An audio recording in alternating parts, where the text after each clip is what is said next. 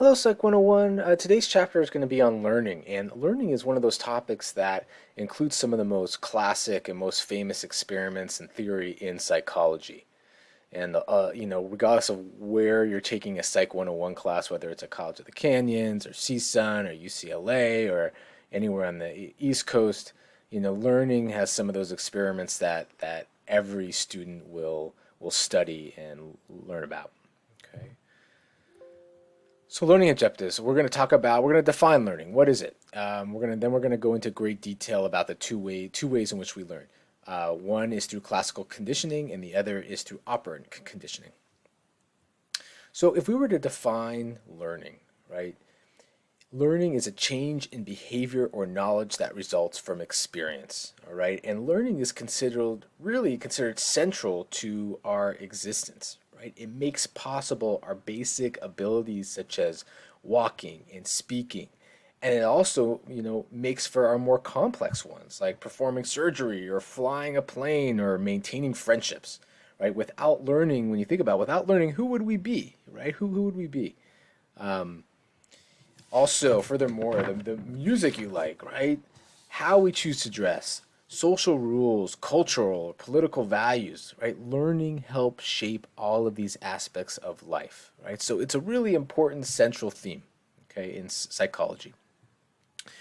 If we were to trace back in history, formal learning theory arose in the early 20th century. And at this time, Freudian ideas, which this is a picture of Freud, Freudian ideas were at the heart of psychological theorizing.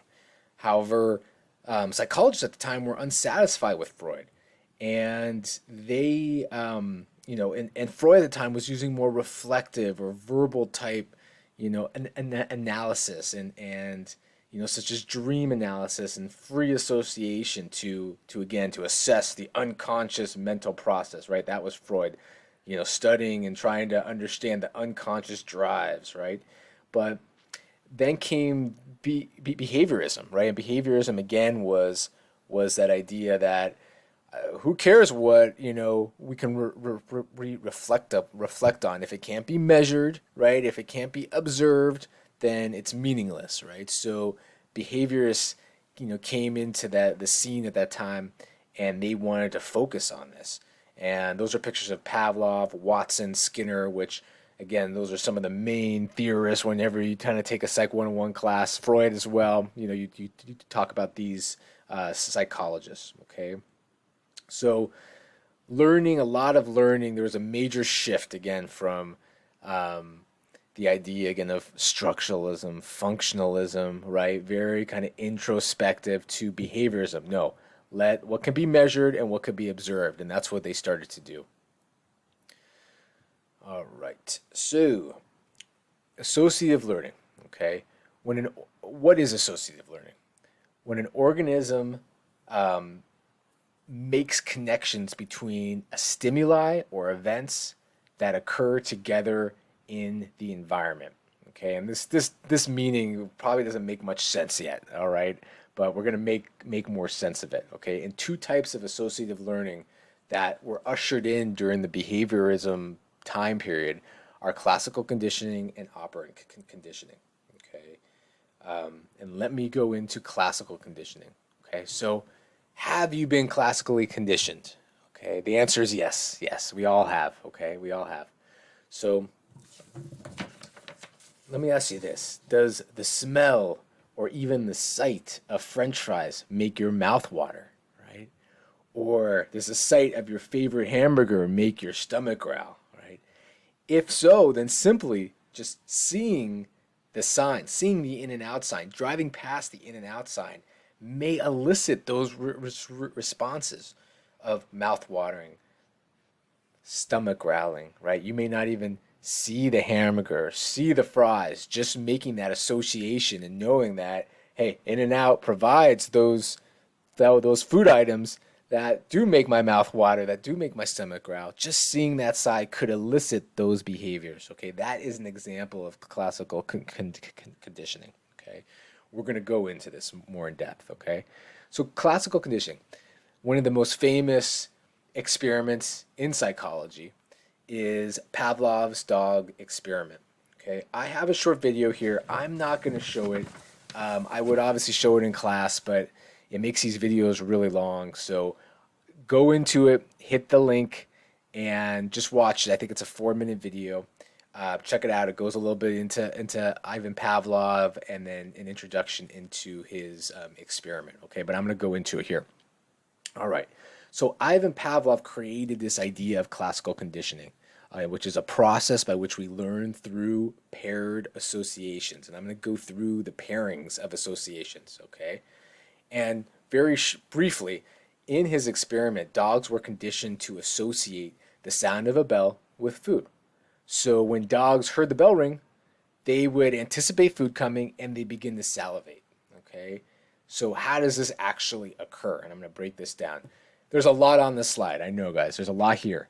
And to be honest, this this idea of classical conditioning and what's really going on and understanding this terminology is complicated. So I don't necessarily expect you to fully understand this right after, okay?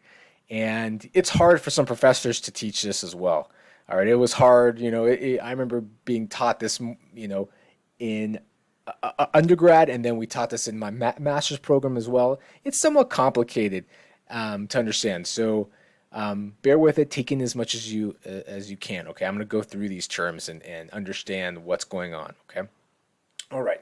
So before conditioning, so before learning occurs, there's two terms that I want to talk about. Right, the unconditioned stimulus, UCS, and unconditioned response. Okay, the unconditioned stimulus. In his experiment, in Pavlov's experiment, was the food, okay? And an unconditioned stimulus elicits a reflexive or innate response. So it's not learned, right? It's innate, all right? And the unconditioned stimulus, which was, in this case, was the food, will create an unconditioned response, or a UCR. And the unconditioned response is that natural, unlearned, innate reaction to the stimulus, to the unconditioned stimulus, right? So if a dog is presented with food, they are going to automatically salivate. They don't need to learn that. It's unconditioned, right? They are born knowing that. They are born with that reflexive, innate response, okay? So that's why it's unconditioned, because it doesn't need to be learned. Okay. All right. So again, the unconditioned stimulus in this example is the food, which elicits an unconditioned response, which is the salivation. It doesn't need to be taught. They automatically do that. Okay. An example, real quick, an example of another unconditioned stimulus and response would be, let's just say someone fires a gun right next to you, right? Not at you, but right next to you, right? The unconditioned stimulus, right, would be the gun or the gunshot. And then what would happen? How do you think you would react to the gunshot? Right? Some might be thinking you may flinch, or you may, hide, or you may, you'd step back, right? That response is unlearned. That's unconditioned, right? That's innate. We're going to react that way. Or like, let's just say someone splashes some water on your face, right? That would be the unconditioned stimulus. How would you react? You'd flinch, right? You take a step back, right? That response is unconditioned. It's unlearned, right? We don't need to pair anything together to learn that, okay? It's innate, okay? All right. So let's get back to the experiment. Now comes the learning, the during conditioning process. This is where the learning starts.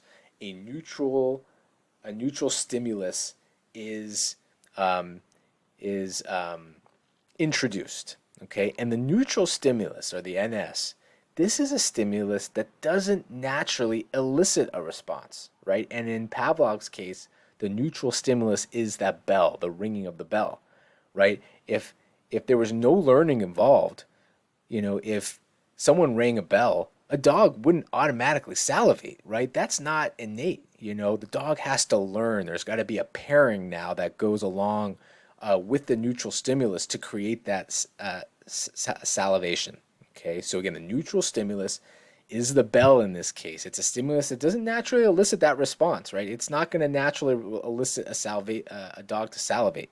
That needs to be learned, okay? So then comes kind of the pairing that occurs over a given amount of time. The bell, right, the neutral stimulus, which I've got right here, right? The neutral stimulus is now paired with the food, right? And we know if the food is introduced to a dog, they're going to start to salivate. So if you start pairing these two together, right, the dog eventually is going to learn that if the bell is ringing, food's going to be served, and then they're going to salivate. And they're going to salivate even after the food is not there, okay? So after the conditioning happens, and this pairing happens, over and over again, okay? It's not just one time where Pavlov rang the bell, served the food immediately after it, or almost at the same time, and then the dog learned. It takes multiple pairings, okay? So let me go over these two terms.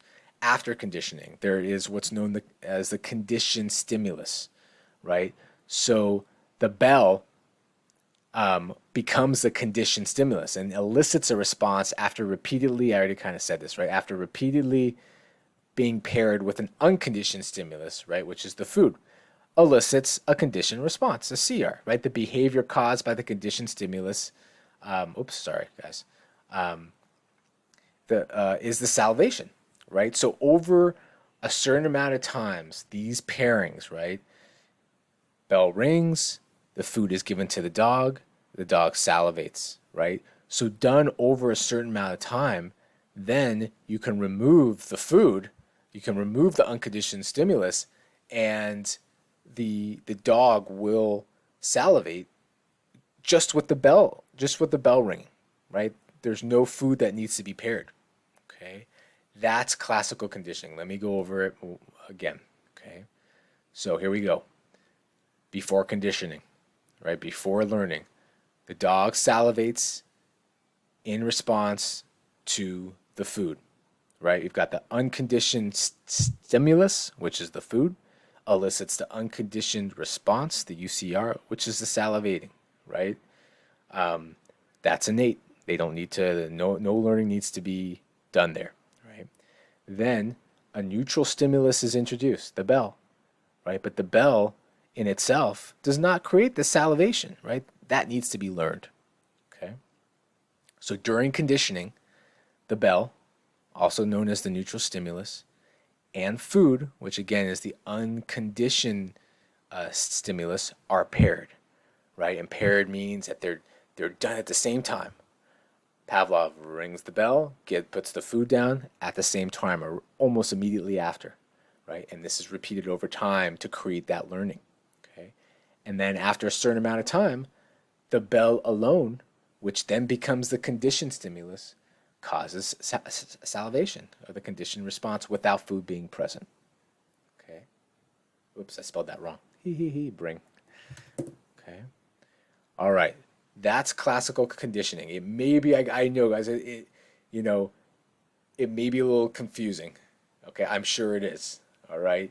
I have some videos after. I have some videos after this that reinforce these concepts more. Okay, but that's the most simplest way of explaining it. Okay.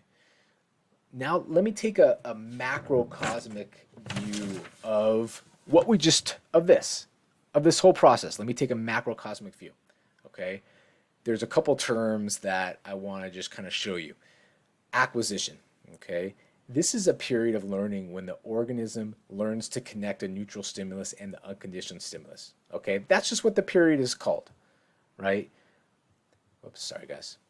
And this, as we talked about, right? This learning when the neutral stimulus, the bell, is being paired with the unconditioned stimulus, the food, right? This pairing requires multiple pairings over short periods of time, right? Conditioning can occur up to several hours, and pairing can only occur once as well. However, the things where pairing only occurs once, like an example of something like that would be, I put here taste aversion, right? This is like, if anyone's had food poisoning, okay? Like I remember going, I don't know if anyone's been to PF Chang's. This was many years ago. I went to PF Chang's. I had Chinese food. And after that, that night, I was throwing up for days, right? And then, you know, after that day and night, I didn't want to eat Chinese food for, I think, for at least months, probably, I think, for even a year, right? That pairing of the food poisoning, right? Of the Chinese food and me throwing up, I just needed to pair that up once for the most part, and then I didn't want to touch Chinese food. Now, granted, I was throwing up several times, but even if I just threw up once, I wouldn't want Chinese food for several months, right? That's where the pairing only occurs once, okay? But oftentimes the pairing needs to occur multiple times in short intervals, right? I do it once, and then I can't wait for another month to do it. I need to do it again and again, within the hour for that learning to occur. Okay. Okay. So next period is extinction, right? Which is a decrease or a weakening in the condition response. The salvation when the food is no longer paired with the bell. Okay, so and this happens in life too with us, not just with dogs. Like if the food stops being presented with the sound of the bell, right? Then the dog's going to stop responding to the bell, right? They're going to unlearn it. There's going to be this extinction period. So if they go many times, right? If Pavlov pairs the bell with the food, right? And many times, right? Then again, the dog is going to salivate just with the bell. But if they stop pairing those two together, there's extinction's going to happen, and then eventually, over a certain amount of time, the dog is not going to salivate just with the bell. Okay. All right. Spontaneous response. Okay. Okay. So if there is extinction, okay, or a break in conditioning, the stimulus response could occur. Okay. Whereas the conditioned response can reappear after a break in the extinction trials. Okay. So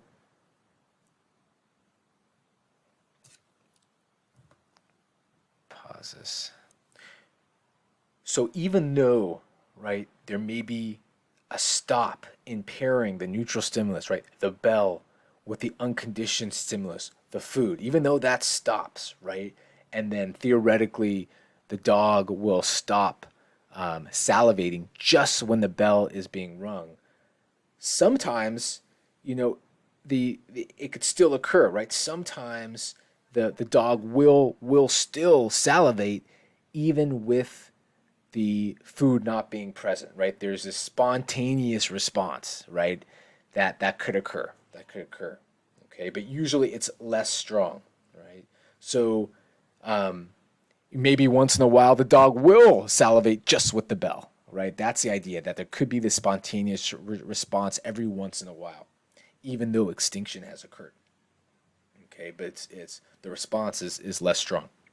Okay, so why is spontaneous recovery significant? Well, because the learning is done, right? Just because extinction is happening and someone is not pairing the neutral stimulus, right, the bell, with the food, just because there is that extinction, the learned response is not completely forgotten.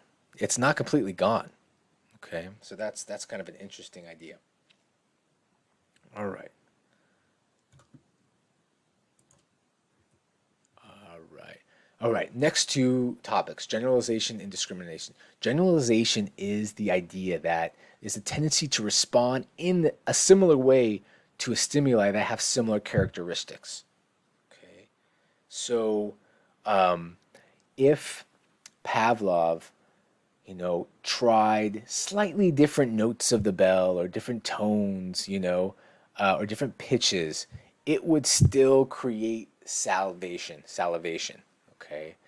So, that's the idea of generalization. Okay. So let's just say this. Let me give you an example of this. let's just say when I went to the dentist, right? I kind of created this fear whenever I saw the dentist drill, or even I went to the dentist's office, it would create this fear, within me because it caused me pain before. Every time I go in there, it causes me pain, and it's the drill that causes me pain. So every time I go in there to the dentist, I'm already kind of scared, right? Generalization would be if I went because of that, because of the bad experiences I've had at the dentist, I would generalize it to all doctors. Even if I went to my physician, even if I went to the eye doctor, right? I'd still have that fear just because of the fear that I had at the dentist. Okay, that's generalization. Okay. All right, next is just discrimination. Discrimination is the act of responding differently to stimuli that are not similar to each other. So let's just say this. The dog would probably be able to discriminate between the ringing of the bell, right? That's what was paired with the food. That's what they learned. Versus, let's just say Pavlov created a drum, instead. Would the dog still salivate with a drum, right? And more often than not, the dog would be able to discriminate, right? And be like, no, that's not the same sound as I heard as the bell. So it wouldn't elicit the salivation, okay? It wouldn't make the dog salivate with, a drum or someone strumming the guitar, right? Because the sound is is too different, okay? All right. So an example of that more in the real world is, right, I would be able to differentiate if I was scared of the dentist, right, because of the bad experiences I've had there. I would be able to differentiate. I would be able to just discriminate and be like, okay, if I'm going to the eye doctor or I'm going to see my physician, I'm not going to be scared because I know that it's not the same. Okay, that's what this discrimination would be. Okay. All right. So that is Ivan Pavlov's famous dog experiment. Okay. All right. On to a new case study, which still highlights classical conditioning. This is by John Watson, another pioneer in the behaviorism time period, and he created this little Albert case study. Okay, 1919, and he illustrated how fears or phobias can be learned through classical conditioning. All right. And this experiment, just like many of the experiments in the past, no one would ever be able to do this nowadays. Okay, to kind of put a baby through this is pretty unethical, and but it's an interesting case study nonetheless. Okay, so Watson showed little Albert various neutral objects, right? A rat, a rabbit, a dog, a monkey, white wool, right? And neutral objects would be to a baby, you know, they wouldn't normally elicit any fear. We may have developed some classical conditioning of being scared of a rat, but really a baby, it's very neutral. They're not going to be scared. So he began to pair these neutral objects with loud clanging noise. Okay. Okay, and the loud clanging noise again is an unconditioned stimulus, because if you heard a loud clanging noise, right, if someone banged a bell right in your ear, you'd jump back, right? You'd flinch, right? That's innate. So that's why, again, it's an unconditioned stimulus, because it's going to elicit an unconditioned response. Okay, but again, seeing the rat, the rabbit, dog, monkey, or a piece of wool is not typically going to elicit any fear. Okay, but if you pair it together, then it may. Okay, and that's what he kind of created with this baby. Okay, so. And then he showed that the fear actually generalized, right? He showed the baby all these furry objects, right? And or white objects too. And the baby started to generalize to other stimuli. So watch this video, guys. It's pretty interesting. 6 minutes long. It really kind of gives you, actually, it shows real video clips of the actual experiment, and it's really pretty pretty good video. So take the time and watch this, okay? All right.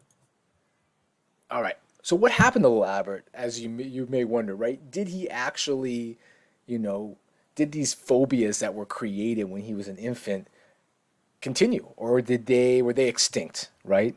So um, they think little Albert was this man. They don't really know for sure, to be honest. William Albert Barger, he died in 2007 at 87 years old. His relatives described him as easygoing, but Barger was described as disliking and fearing animals, especially dogs. So you wonder, and again, you can't automatically say it's because of the experiment that Watson did, but could it be, right? Or who knows? He may have had an experience with dogs when he was younger that caused this as well. Okay, but you wonder how much this learned behavior creates phobias and fears into the future. Okay, right? Was there a long-term phobia created? That's the kind of the thought. Okay, here are a lot of videos. Here are several videos, 5 videos on classical conditioning. I like these 2, 4, and 5. Okay, if you're still like, I'm not really understanding, which I can imagine you may not be. Okay, this is again a complicated topic. It takes time to study it. Check out these 2 videos. Check out these 2 videos if you're interested in learning more. Okay. All right. Now the second type of associative learning is operant conditioning. Okay. And operant conditioning was created, or the pioneers, some of the pioneers in operant conditioning were Edward Thorndike and B.F. Skinner. Edward Thorndike was first. Okay. And operant conditioning, the textbook way to define it, is a learning process in which organisms learn, us, people, animals, learn to associate behavior and its consequences through reinforcement and punishment. Okay. All right, so Thorndike, early 1900s, Thorndike created this puzzle box, okay? And ultimately, there was a trapdoor would open if an animal performed a specific action. And animals quickly learned to repeat the behavior to free itself and reach food, okay? Thorndike created this idea of law of effect. And there's two main points with the law of effect. One, any behavior leading to a satisfying state of affairs or a pleasant consequence is likely to be repeated, right? If the rat opened the door and then got to food, that's a pleasant consequence, right? He's pretty satisfied, or she's pretty satisfied. So the mouse is going to likely do that behavior over and over again. Okay. The second is kind of the opposite. Any behavior leading to an annoying state of affairs or unpleasant consequence or result is less likely to reoccur. Okay. All right. So then came Skinner, more in the 1920s, 1930s, 1940s, right? Then came Skinner, and he kind of added on to Thorndike. Okay, and he developed a more formal learning theory based on the law of effect. Okay, and he created his own box called the Skinner box. Okay, same sort of thing. And let me describe the box too. All right. So inside the box, right, there was a lever and a food tray, and an animal would receive what's called a reinforcer, such as a food, after pressing a lever, which is known as the operant. Okay, and that's where some of the terms came from.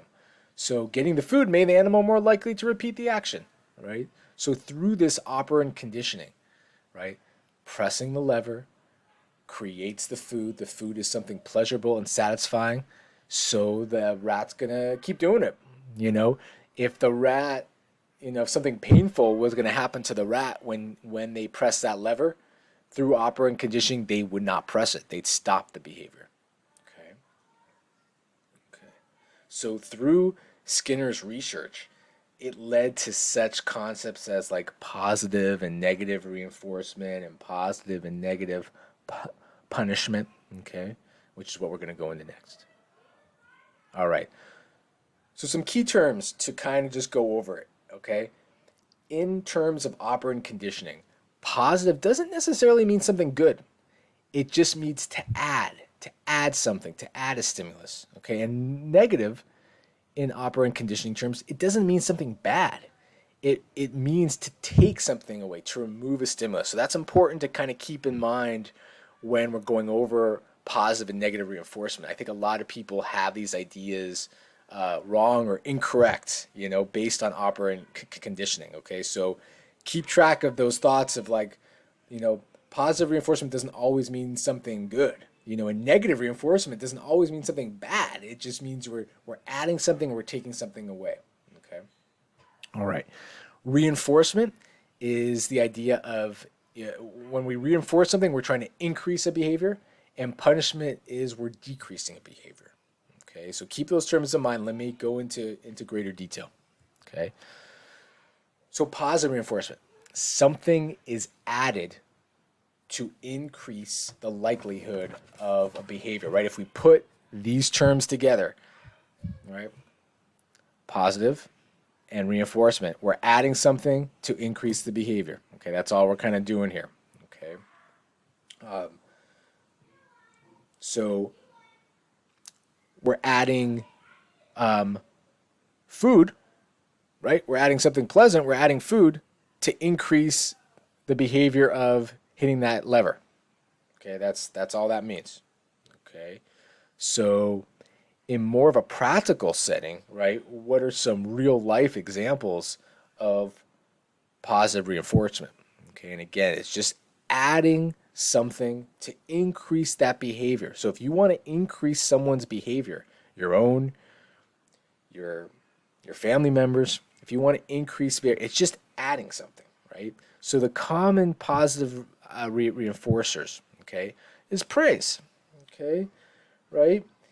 If you did something well on your homework, I'm so proud of you. You did such a good job, right? That, in a sense, that praise is going to increase the likelihood of continuing to do that homework. Okay, or if there's a behavior you like, and you want to keep up and you want to increase, praising something, is an idea of positive reinforcement.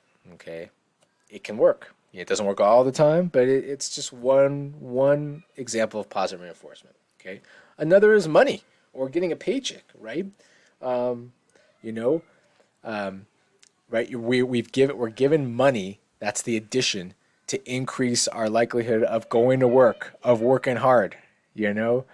That's added. We get that check each week or every 2 weeks or every month to increase the behavior of being on time and going into work and doing well. Right? Or another idea is every time you get an A on a test, I'm going to give you some money. Right? Or every time you do this, I'm going to give you some money. Right? So we're trying to increase whatever behavior it is by adding money into the mix. Right? That's the stimulus we're adding. Okay. Another thing is food. Right? For each, I've done this with my kids when they were younger, right? For each correct answer you get, if we're practicing, multiplication facts or, sight words or something like that, every time you get a correct answer, I'm going to give you an M&M, right? I'm trying to increase the behavior, increase the focus, increase their desire to work hard by adding the food. Okay. Another example are video games or gifts, right? You do your homework. You come home and do your homework, you could go on your Nintendo Switch, Or if you do this for 30 days or you do that, I'm going to give you a present. I'm going to buy you a present, right? Those are all examples of positive reinforcement, right? We're adding something, praise, money, food, toys, to increase the likelihood of that behavior. So if we want to increase a behavior, you can always add some sort of stimulus to reinforce it. Okay. All right. Negative reinforcement. Okay. So negative reinforcement, again, is just something is removed. Okay. It doesn't necessarily mean a bad thing. Excuse me. Let me just have a sip of my coffee. So negative reinforcement doesn't necessarily mean bad. It also can be used in a positive way. Positive way being in a good way, right? So something is removed to increase the likelihood of behavior. Okay, right? We've got negative and reinforcement. So negative is removed, the stimulus is removed, and then reinforcement is still the idea that we want to increase the behavior. Okay, so how could this work? Okay, So, you know how oftentimes you get into a car, you turn on the ignition, and if you don't buckle your seatbelt, that beeping, that annoying beeping is just going on, right? It just continues until you buckle your seatbelt. So this is an example of negative reinforcement, right? You know, the beeping stops, right? The beeping is removed to increase the behavior, right? What's the behavior we're trying to increase here? To put on your seatbelt, okay? So the car manufacturers of the world, we want to increase the behavior, increase putting on your seatbelt initially to remove that annoying beeping sound.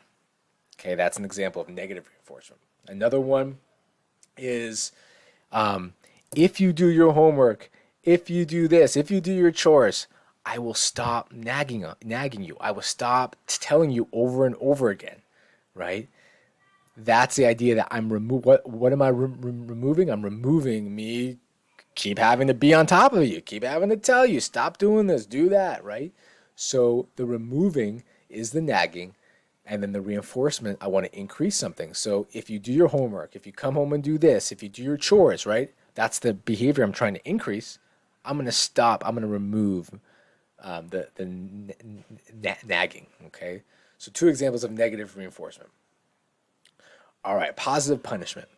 Again, positive punishment, it seems kind of oxymoronic, right? Positive and punishment. But again, positive doesn't mean good here. It just means adding a stimulus. Okay, so something is added. Now we're into punishment. So punishment is again decreasing. We're trying to decrease the behavior instead of in reinforcement, we're trying to increase. Okay, so now we're in punishment, so we're trying to decrease. Okay, and again, something is added, some stimulus is added to decrease the likelihood of behavior. Okay, and the most common form of positive punishment, you could yell, right? I'm yelling at my child for the bad behavior. You know, they do something wrong and I yell at them to stop, right?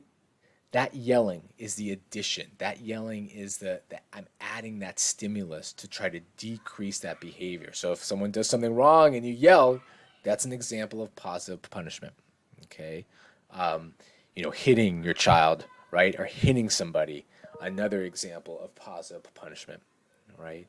We're adding that physical element to decrease the likelihood of that behavior. Okay. All right, positive punishment. Whoops. Oh, another one. Another example of positive punishment would be adding extra chores if you break the rules, right? So if you're breaking the rules, right, we're trying to decrease that, right? We're trying not to break the rules. So your mom or dad maybe in the past, or you may do this to your own kids, right?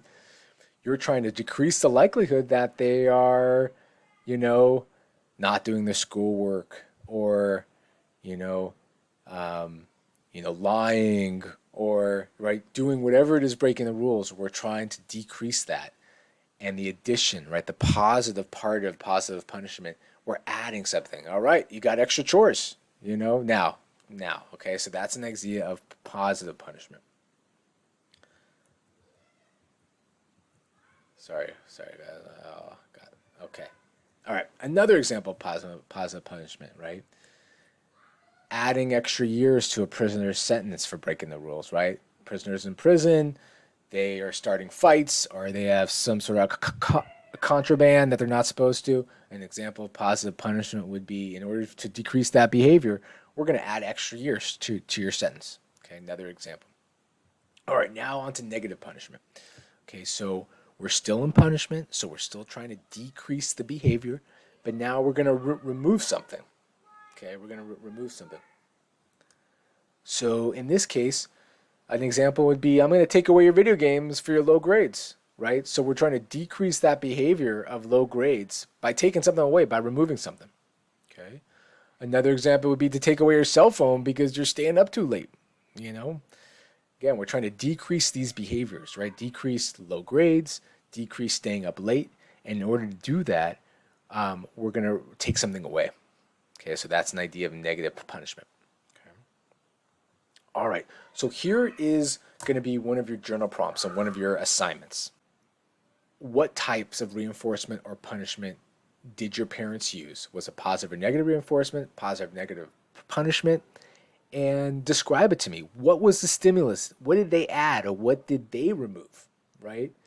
What behaviors were they trying to increase or decrease? Okay, so I want you to tell me in this journal, I expect you to tell me. And again, this is going to be about 5 to 10 minutes. So you don't have to tell me about every single example. You can focus in on one, right? But it should be, again, a good, healthy paragraph. And I'm looking into if you're describing this correctly, okay? Did they use positive reinforcement, negative reinforcement, positive punishment, negative reinforcement? And tell me what stimuli did they add or remove, okay? And then what behaviors were they trying to increase or decrease? Okay, so go back to these slides. I have a snapshot here that you can go to, okay? You know, this box, right, gives you positive reinforcement. Some examples, right? Again, positive, it doesn't necessarily mean good. It's just we're adding a stimulus. We're adding praise. We're adding money. We're adding toys, right? We're adding food to increase some sort of behavior. Or did they do negative reinforcement, right? Did they remove some stimulus to add behavior, right? I'm going to stop nagging you in order to do your work, okay? Or was it positive punishment? Did your parents yell at you for doing something, for misbehaving, right? Were they trying to decrease some behavior, okay? And then there's negative punishment, right? Or did they take something away, you know, in order to decrease the behavior, okay? So really try when you give me that example, you know, explain it to me and really make sure that it's, you know, positive reinforcement, negative reinforcement, positive punishment, negative negative punishment. Okay. All right, guys. So the assignment will be in the assignment tab.